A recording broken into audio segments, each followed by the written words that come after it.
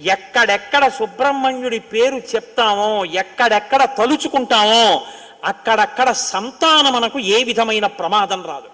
సుబ్రహ్మణ్యుడికి నమస్కారం చేస్తే కుజగ్రహ దోషం కూడా ఉపశమిస్తుంది. ఎక్కడెక్కడ షణ్ముఖుణ్ణి ఆరాధన చేస్తారో అక్కడ ఐశ్వర్యం పరిడవిల్లుతుంది. పక్కన ఉన్నటువంటి తమిళ దేశం, ద్రవిడ దేశంలో అంత ఐశ్వర్యం వచ్చింది, అన్ని పరిశ్రమలు వచ్చాయంటే కారణం ఏమిటో తెలుసా అండి? సుబ్రహ్మణ్యారాధన.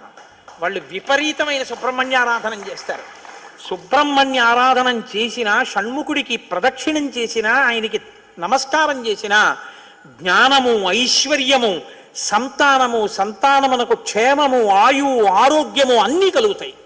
అంత శక్తివంతమైనటువంటి సర్గ ఈ షణ్ముఖోత్పత్తి సర్గ.